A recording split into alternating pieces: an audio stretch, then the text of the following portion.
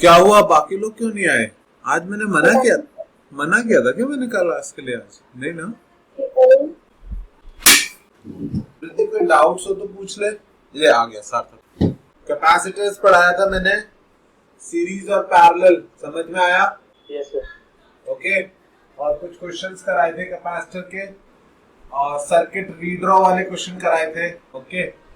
आज मुझे क्या बताना है? आज मुझे बताना है व्हीटस्टोन ब्रिज। व्हीटस्टोन ब्रिज क्या होता है? अगर चार कैपेसिटर इस तरह से लगाऊं और एक कैपेसिटर उनके बीच में लगा दूं, ओके, तो this is a Wheatstone bridge. C1, C2, C3, C4। आवाज आ रही है बच्चों? क्लियर? Yes sir. ओके। और माइक पास कर दिया मैंने। C1, C2, C3, C4 और बीच में एक है कैपेसिटर C5। तो इस केस में अगर C1 by C2, if C1 by C2 equal to हो जाता है C3 by C4 के, तो इस पॉइंट A का पोटेंशियल, नहीं A भी इनको बोलते हैं, बैटरी वाले पॉइंट्स A एंड B, और इसको बोलते हैं C एंड D। ओके। अगर C1 by C2 equal to C3 by C4 हो जाता है, तो potential at C equal to हो जाएगा पोटेंशियल एट D के। इसका क्या मतलब है? अगर इन दोनों पॉइंट्स का पोटेंशियल सेम है, तो इस C5 potential across C5 becomes zero. क्या ये बात समझ में आती है? अगर टॉप मोस्ट पॉइंट C और बॉटम मोस्ट पॉइंट D का पोटेंशियल सेम हो जाए, तो इस कैपेसिटर के अक्रॉस पोटेंशियल डिफरेंस क्या हो जाएगा बच्चों? जीरो। क्योंकि इसके आगे पीछे जो दो पॉइंट्स है, जो दो टर्मिनल्स हैं, उनका पोटेंशियल एक दूसरे के इक्वल है। और अगर किसी कैपेसिटर के अक्रॉस पोटेंशियल डिफरेंस जीरो है, तो उस कैपेसिटर में चार्ज भी जीरो हो जाएगा, यानी उस कैपेसिटर का इस सर्किट में कोई रोल नहीं रह जाएगा। और कोई रोल नहीं रह जाएगा तो हम उसको हटा देंगे और उसके बिना सर्किट ड्रॉ कर देंगे दोबारा, C1, C2। और अब इस सर्किट को सॉल्व करना बहुत आसान है। ये दोनों सीरीज में, ये दोनों सीरीज में है, और ये पूरा इस पूरे के साथ पैरेलल में। क्या ये बात समझ में आई? Yes sir. अच्छा समृद्धि, आपको ये पता है कि C1 by C2 अगर C3 by C4 के बराबर हो, तो इन दोनों पॉइंट का पोटेंशियल क्यों सेम हो जाता है? इसका प्रूफ पता है आपको? पढ़ा तो है ना व्हीटस्टोन ब्रिज? रेजिस्टर्स में भी होता है और कैपेसिटर्स में भी होता है। Yes sir. तो याद है क्या रीजन बताया था सर ने? इसका और इसका पोटेंशियल सेम क्यों हो जाएगा अगर C1 by C2 equals to C3 by C4 होगा तो? अच्छा नहीं याद तो कोई बात नहीं, इसको लिख लो, मैं बता दूंगा छोटे में प्रूफ। लेकिन हाँ, आपको याद तो तब भी रखना ही पड़ेगा कि अगर C1 by C2 equals to C3 by C4 हो जाता है, तो ये जो बीच में कैपेसिटर है, इसको ब्रिज बोलते हैं।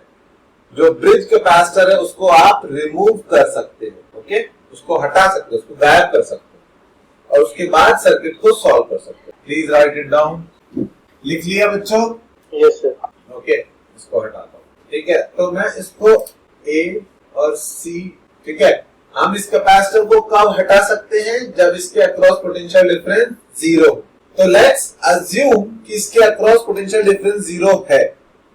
ठीक है, लेट्स अज्यूम कि ये कंडीशन ट्रू है, इस बीच वाले कैपेसिटर का कोई रोल नहीं है, इसको हमने हटा दिया। अगर इसको हटा दिया, मतलब इसको कब हटा सकते हैं? जब C पॉइंट और D पॉइंट का पोटेंशियल सेम है। तो मुझे प्रूव करना है कि अगर पोटेंशियल ऑफ C बराबर पोटेंशियल ऑफ D है, तो क्या चीज ट्रू होगी? C1 by C2 is equals to C3 by C4।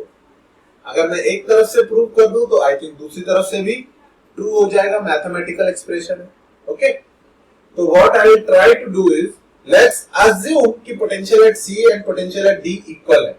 अगर इक्वल है तो मैं बोल सकता हूं कि VA minus VC is equals to VA minus VD। दोनों को VA में से माइनस करूं तो कोई फर्क नहीं पड़ना चाहिए, अभी भी दोनों इक्वल रहने चाहिए। और VA minus VC कितना हो जाएगा? This will be nothing but potential across the first capacitor and this will be nothing but potential across the third capacitor। ये हो जाएगा।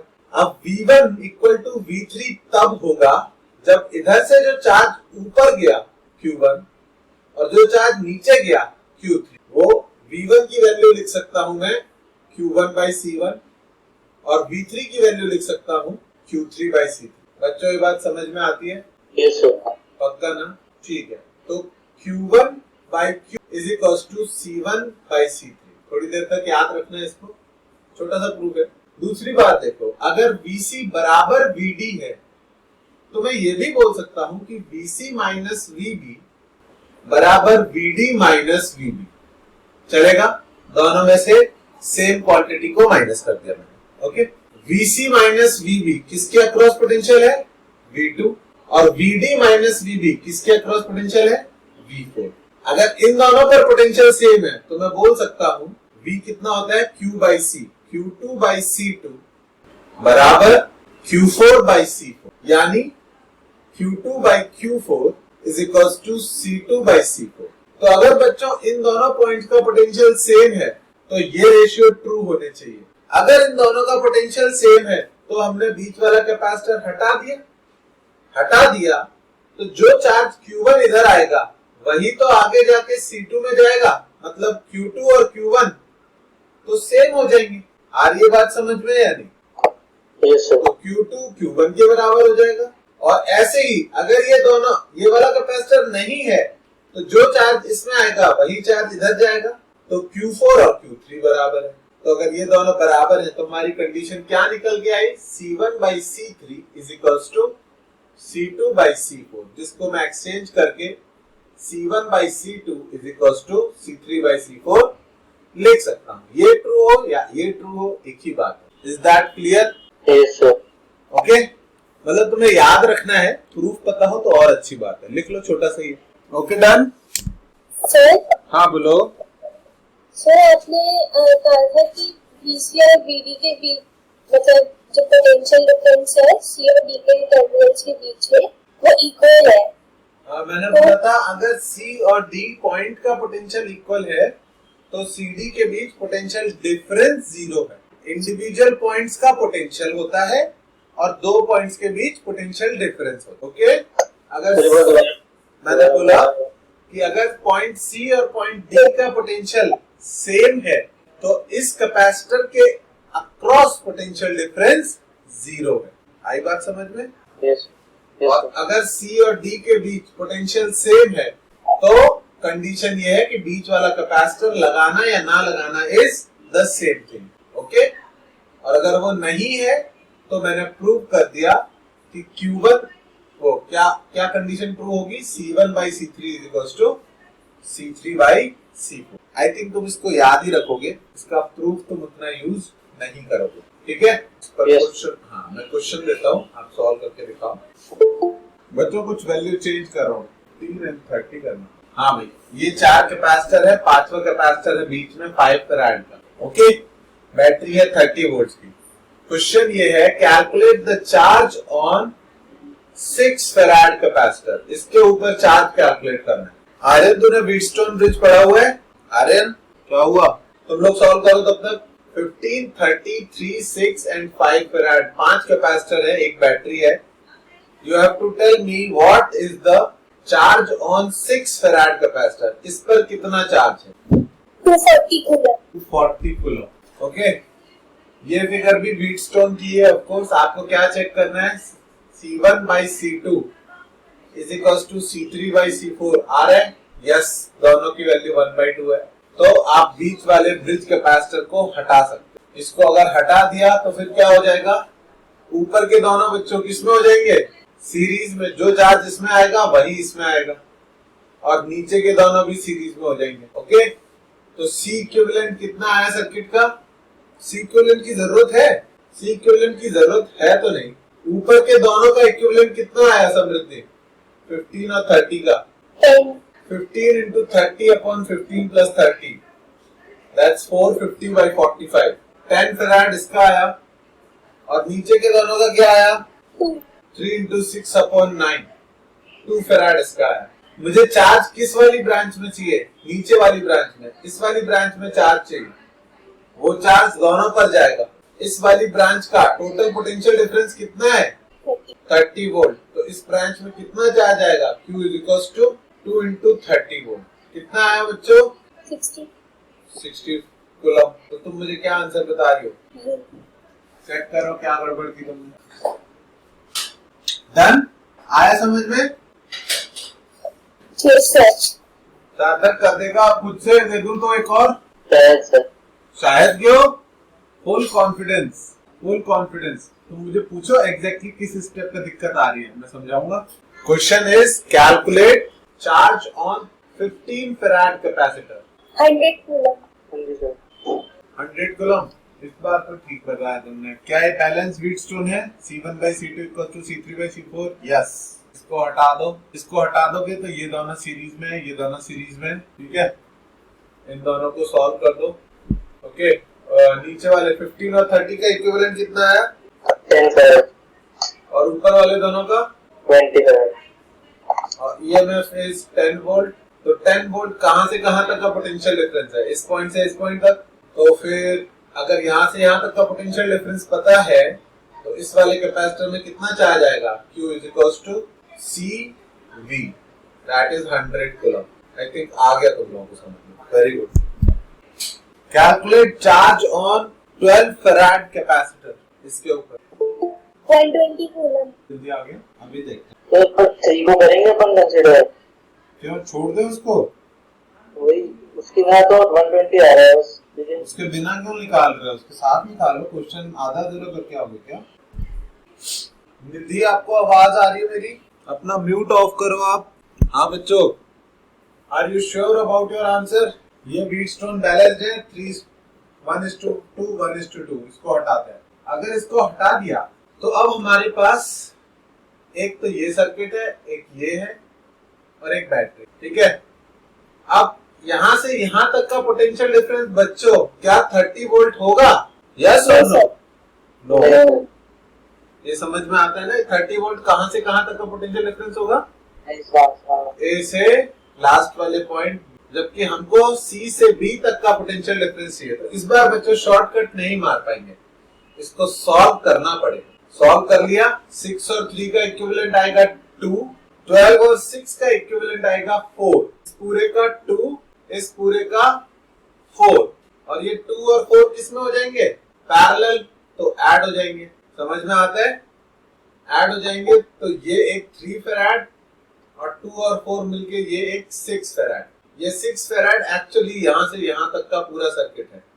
मतलब A से C के बीच में अभी भी 3 फैराड है और C से B के बीच का टोटल सब जोड़ जाड़ के चारों कितने आए? 6 फैराड। क्या ये चीज समझ में आ रही है आप लोगों को? Yes sir. EMF है 30 वोल्ट। ओके, अब इन दोनों का इक्विवेलेंट भी निकाल लोगे आसानी से? हाँ जी सर। पूरा लिख दूं डायरेक्टली। C इक्विवेलेंट आ रहा है मेरा 2 फैराड और बैटरी से चार्ज कितना आएगा बच्चों? 60 कूलम।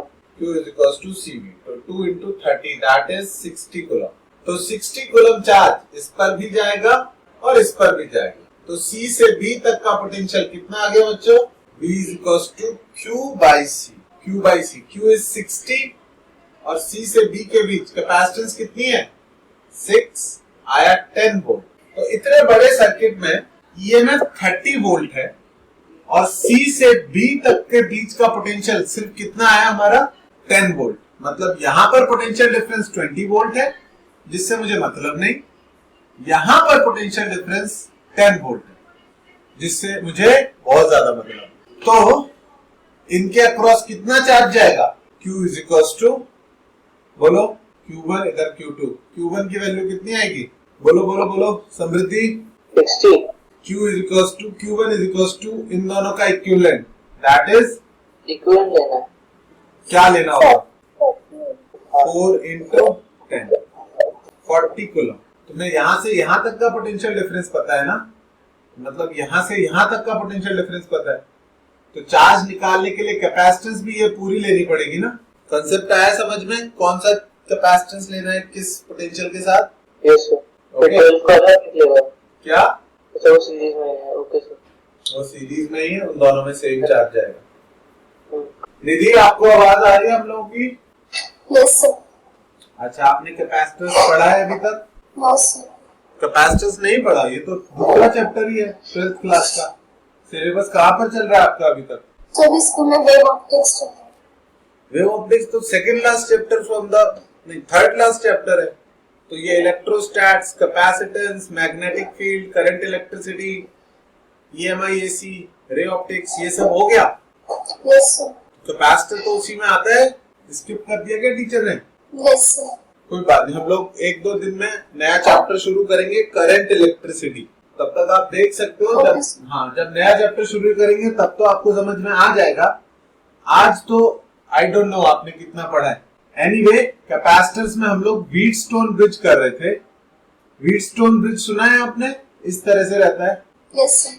अगर व्हीटस्टोन ब्रिज में C1/C2 is equal to C3/C4 हो जाए तो जो ब्रिज कैपेसिटर होता है वो यूजलेस प्रूव हो जाता है। मतलब अगर C1/C2 is equal to C3/C4 हो जाए, if this is true then this circuit can be written as this one.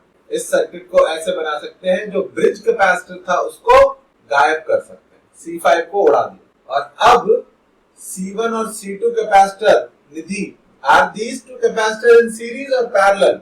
बताओ, ये दोनों सीरीज में होंगे या पैरेलल में होंगे? ये चीज तो उसमें भी पढ़ाई होगी, करंट इलेक्ट्रिसिटी। दो रजिस्टर अगर सेम करंट जाता है या सेम चार्ज जाता है तो थिंग्स आर इन सीरीज। ये दोनों सीरीज में होंगे और ये दोनों भी सीरीज में होंगे। ओके, और फिर ये पूरा सेट और इस पूरे सेट, ये दोनों सेट एक दूसरे के पैरेलल में होंगे। क्यों? क्योंकि इनके एंड पॉइंट्स सेम जगह कनेक्टेड है। ओके, तो अगर ये नहीं पढ़ा है आपने तो आज की क्लास समझ में आना मुश्किल है, क्योंकि आज हम लोग व्हीटस्टोन ब्रिज कर रहे थे। सर, हाँ, व्हीटस्टोन के और भी क्वेश्चंस हैं, फिर अभी नेक्स्ट टॉपिक है सर? नहीं, व्हीटस्टोन के कुछ क्वेश्चंस हैं जो मुझे तुमसे करवाने हैं। जैसे एक क्वेश्चन ये है, क्वेश्चन की खासियत ये है कि इसे देख के समझ में नहीं आता है कि ये व्हीटस्टोन है। अगर तुमको समझ में आ जाए तो find the charge coming out of the battery. What will the charge coming out of the battery, ये पूछा गया है। तो व्हीटस्टोन का क्वेश्चन टफ तब होगा जब आपको पता ना चले कि व्हीटस्टोन है कैसे। तो मेरे दो फेवरेट जो है वो ये, एक तो ये है और दूसरा ये वाला है। समृद्धि, तूने किए हुए ये दोनों? Yes sir. करके दिखाओ एक बार, इससे बात कर। ये दो क्वेश्चन करके दिखाओ। सर पहले, हाँ बोलो। सर पहले सीरीज कौन बोल रहा है, समृद्धि या निधि? सर निधि। हाँ, क्या बोल रहे हो? सर कैसे? कैसे होगा? रीड्रॉ करो अच्छे से सर्किट को। ये पॉइंट है A, ये पॉइंट है B, ये है C और ये है D। ऐसे देखते रहोगे तो कुछ भी नहीं दिखाई देगा। बैटरी बनाओ, ये लो A, ये रहा B, बीच में एक पॉइंट C और बीच में एक पॉइंट D। और अब एक एक कैपेसिटर को देखो किन दो पॉइंट्स के बीच है और कनेक्ट करो। ठीक से कनेक्ट करोगे तो आंसर आ जाएगा। ऐसे यहाँ पर A और ये है B और ये पॉइंट है C और ये है D। चलो रीड्रॉ करना है सर्किट को। मैं 1 मिनट कॉल कर लूं। हाँ भाई, तुम लोग कुछ काम किए इतनी देर में या तुम मेरा इंतजार कर रहे हो? सर पहले का 20 कूलम है। ए सार्थक, तूने ड्रॉ किया इसको? सर ड्रॉ तो हो गया सर। ये ABCD मतलब रीड्रॉ करने में स्टार्टिंग पॉइंट्स कैसे लेते हो सर, ये समझ में आता है। वैसे आगे तो हो जाता है। एक्सपीरियंस सही है, मतलब कैसे करें वैसे क्वेश्चंस करने पड़ेंगे ऐसे खूब सारे। पॉइंट्स के सर A कहां ले रहे हो, C कहां ले रहे हो? हाँ, इतना कोई वो नहीं है। बैटरी का एक एंड पॉइंट में A लेता हूँ, दूसरा B लेता हूँ। फिर मैं देखता हूँ कि ये सेम वायर यहाँ पर पहुंच रहा है, नहीं पहुंच रहा, बीच में कैपेसिटर आ गया तो इसको C बोल दिया। फिर इधर गए तो B पे पहुंच गया, ठीक है। फिर इधर गए तो क्या बीच में कैपेसिटर आ गया तो इसको D बोल दिया। ऐसा कुछ बहुत बड़ी बात भी नहीं कर रहा। बैटरी के दो एंड्स को A B लेते हैं और जहां तक प्लेन वायर है वहां तक पॉइंट सेम रहेगा। अगर कोई कंपोनेंट आ गया कैपेसिटर या बैटरी तो मैं नाम चेंज कर दूंगा। समझ में आई बात? हां जी सर। इतना सही कर सकते हैं। हाँ, बैटरी के दो एंड्स को A B लेके और शुरू हो जाओ। और ये बन गया होगा A और D और C और A B आ रहा है 2 और D और B ये आ रहा है 4। ये हो गया बैलेंस्ड। तो अब बीच वाला कैपेसिटर बनाने का कोई मतलब, this one is the bridge capacitor, उसको बनाने की जरूरत नहीं है। Balance Wheatstone. क्वेश्चन क्या है सर? बैटरी से कितना चार्ज निकलेगा, मतलब C इक्विवेलेंट निकालना है। 7/3 का इसका कुछ 7/3 इक्विवेलेंट। समृद्धि 7/3 आया तेरा भी पहले वाले का? सर नहीं, मेरा तो 4/3 आया और फिर C फैक्टर्स में सारे देखो 2 और 1 का इक्विवेलेंट आएगा 2/3 4 2/3 मैंने 4 2/2 कर दिया। अच्छा अच्छा, और 4 और 2 का आएगा 4 टू द 8/6। 8/6 कितना होता है? 4/3 है। तो ये हो गया 6/3। तो 2 फैराड आ रहा है। ये आया क्या? फर्स्ट वाले का C इक्विवेलेंट आया 2 फैराड, चार्ज हो जाएगा Q इक्वल्स टू CV, तो 2 into 10 20 कूलम। ओके, अब सेकंड वाला बताओ। सर एक मिनट सेकंड वाला।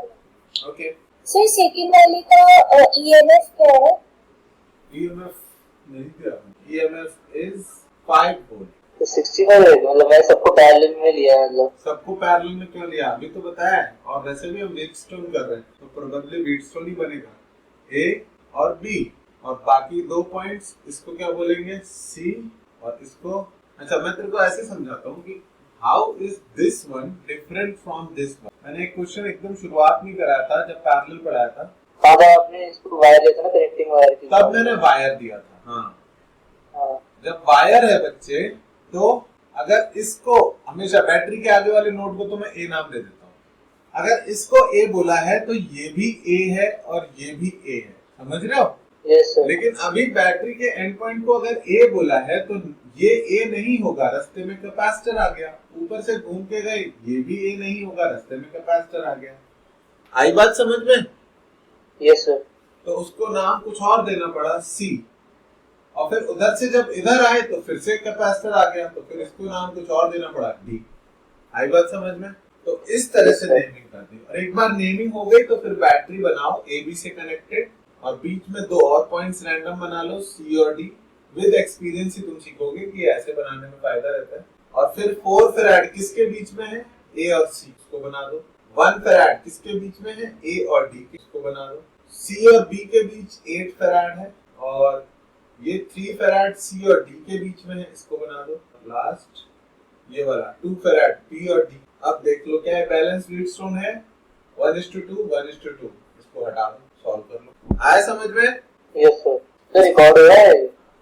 हाँ हो रहा है। सर आंसर बताओ। सर 50/3। 50/3। 8 और 4 का इक्विवेलेंट कितना आएगा बच्चों? 8/3। और 1 और 2 का 2/3। तो इन दोनों को जोड़ेंगे तो इक्विवेलेंट आया 10/3, चार्ज आया 50/3। Very good. पर्टिकुलर 2/3 के लिए बोला होता तो फिर क्या क्या क्या पर्टिकुलरली सपोज 2/3 वाले में सपोज अगर अपने को 1 फैराड के लिए बोला होता तो 1 फैराड के लिए बोला होता तो जो इस 2/3 में जाएगा, ये 2/3 वही 1 फैराड है, 1 और 2, तो इस 2/3 का चार्ज निकालते हैं। इस कैपेसिटर के अक्रॉस पोटेंशियल डिफरेंस बैटरी के पोटेंशियल के बराबर है, तो Q is equals to C। This is Wheatstone. तो होपफुली इजी वाला सर्किट आएगा, टफ वाला है तो भी छोड़ के बताना, ठीक है?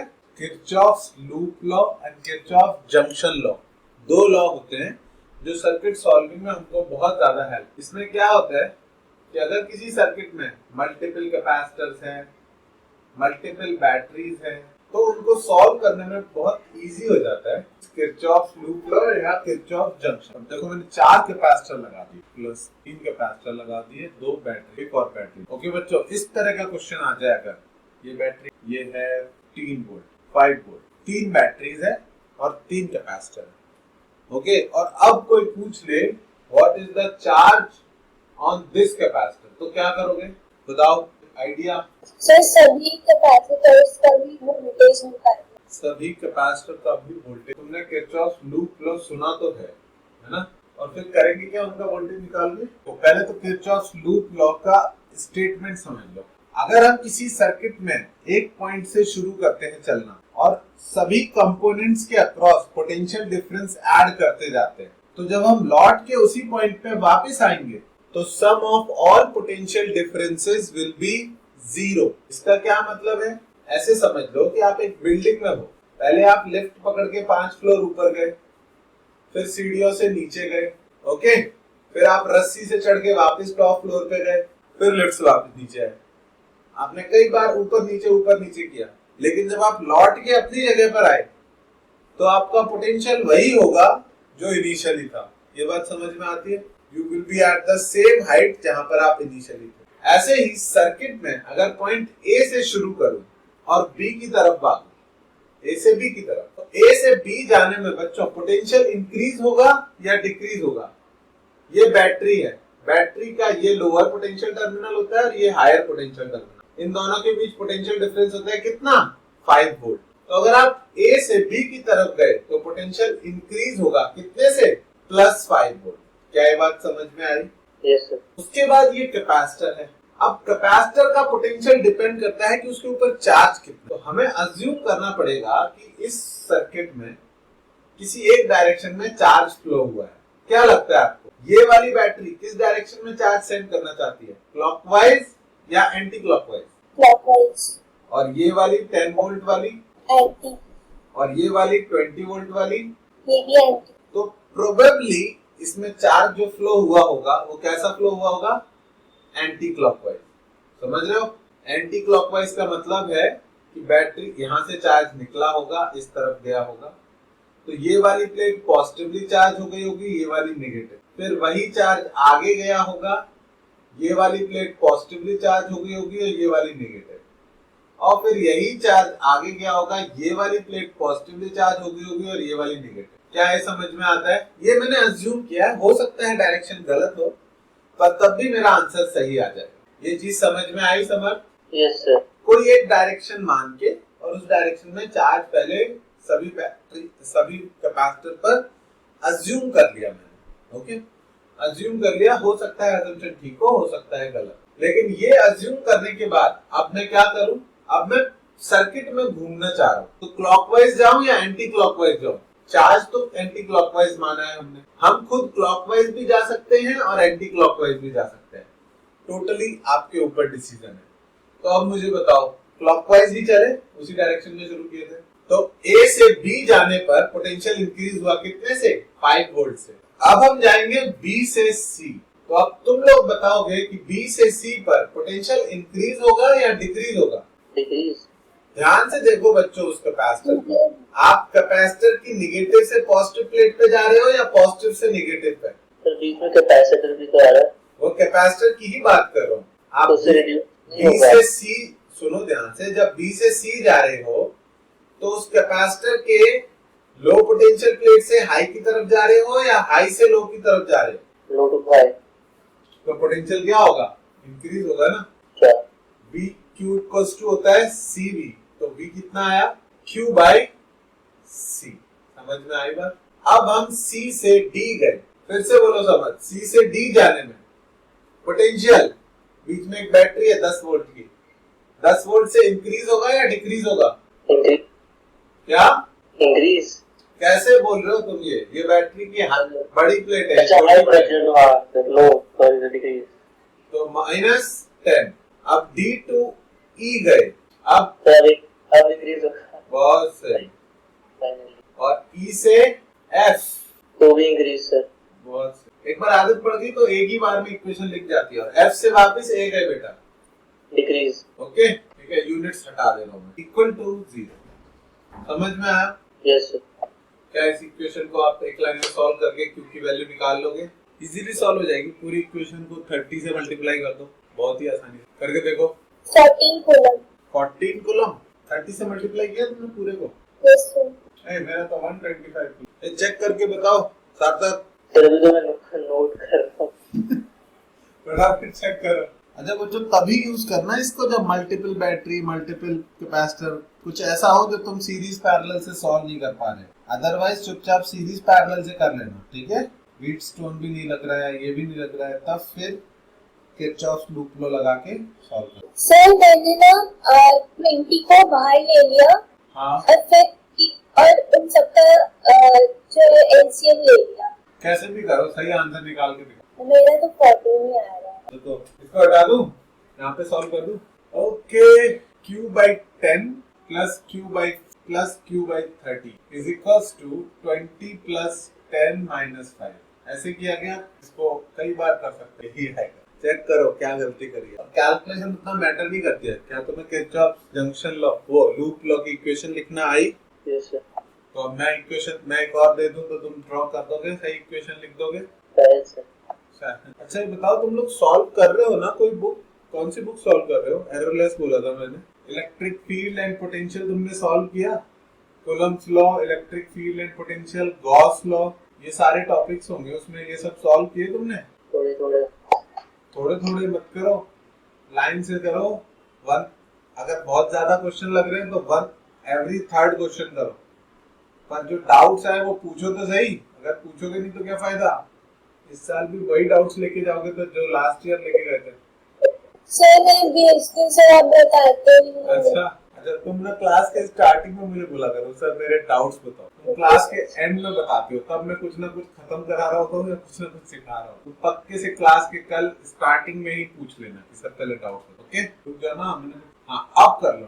Find the charge on each capacitor. Find the charge. हाँ भाई, आंसर मैच किया तुम लोगों का? सर 200 आया मेरा तो। और समृद्धि सर मेरा पता मैच किया? नहीं। सॉल्यूशन लिख लो, क्लास ओवर आज की। ठीक है, इसकी थोड़ी प्रैक्टिस करना वरना ये सही नहीं होगा। किरचॉफ लूप लॉ परेशान करता है इक्वेशन लिखने में। सर a to b हाँ आपने नीचे पहले a नीचे लिया था। अरे तो क्या हो गया? ए नीचे लिया था ऊपर लिया था, मैं चेंज कर सकता हूँ, इतना तो अलाउड है। एबीसीडी हाँ पता नहीं सर, फिर भी पूरा सुनना दी। खुद से ट्राई करो इस क्वेश्चन को। ठीक है, और नेमिंग कैसे भी कर सकते हो, ए टू बी और बी टू सी। ठीक है, यस। चलो आज की क्लास ओवर। Bye bye.